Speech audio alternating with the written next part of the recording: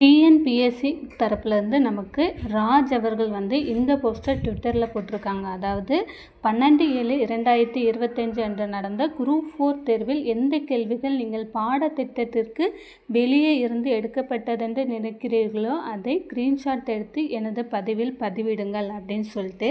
So இவ்வளோ வருஷம் group 4 மாணவர்கள் லட்சக்கணக்கான பேர் வருஷம் எக்ஸாம் எழுதிட்டுருக்குறாங்க. இத்தனை வருஷங்கள் இல்லாது இந்த வருஷம் மட்டும் எதற்காக இவ்வளோ ப்ராப்ளம் வருது?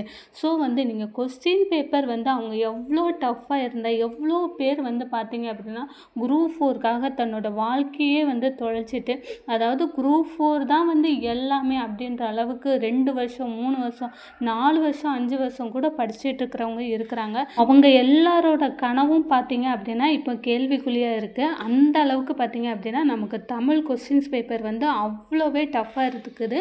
கண்டிப்பாக இதுக்கு குரல் கொடுத்தே ஆகணும்.